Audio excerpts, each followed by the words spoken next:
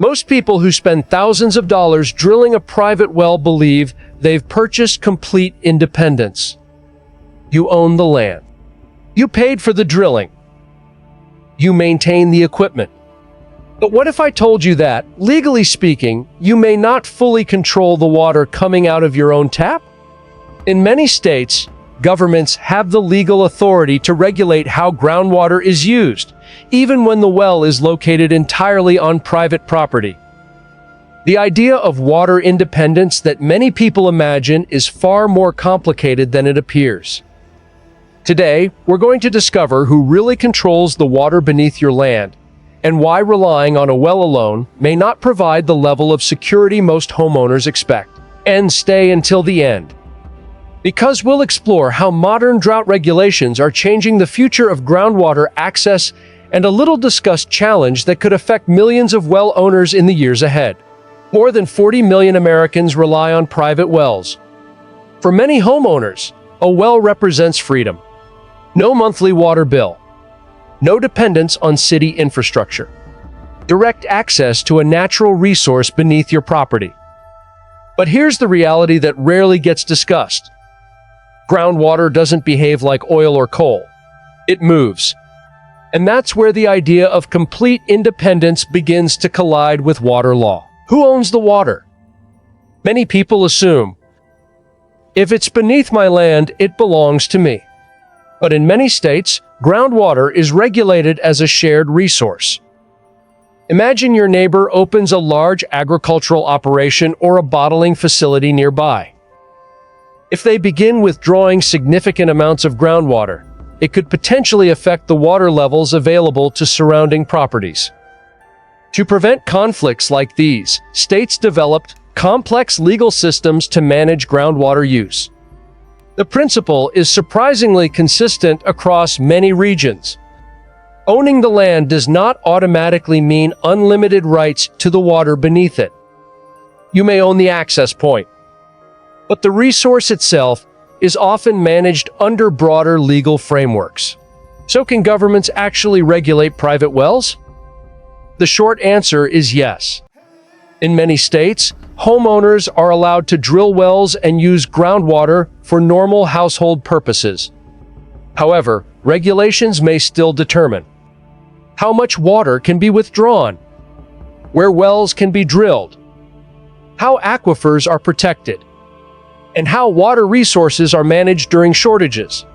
These rules exist because groundwater supplies are finite. If withdrawals exceed natural replenishment rates, entire aquifers can decline over time.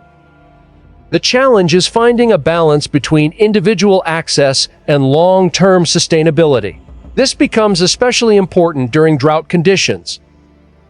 As groundwater levels decline, states may implement measures designed to protect long-term water supplies.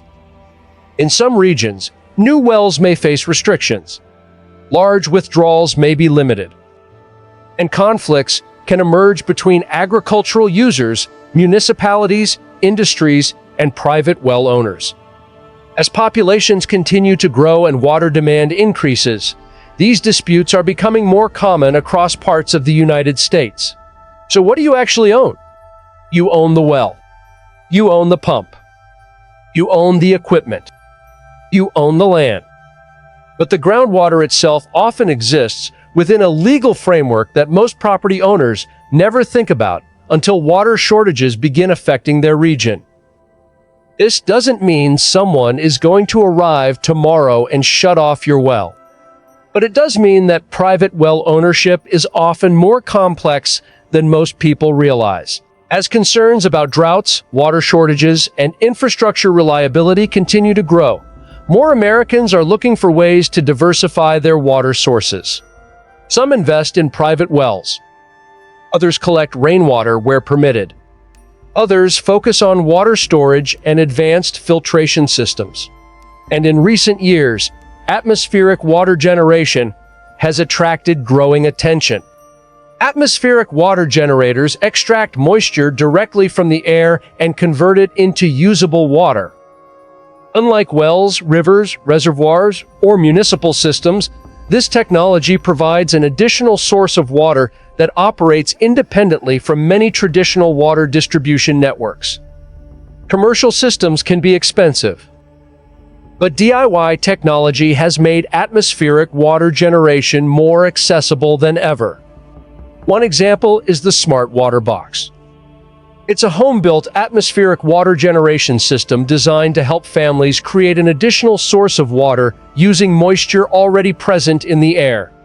If you'd like to learn more, you'll find additional information in the description below.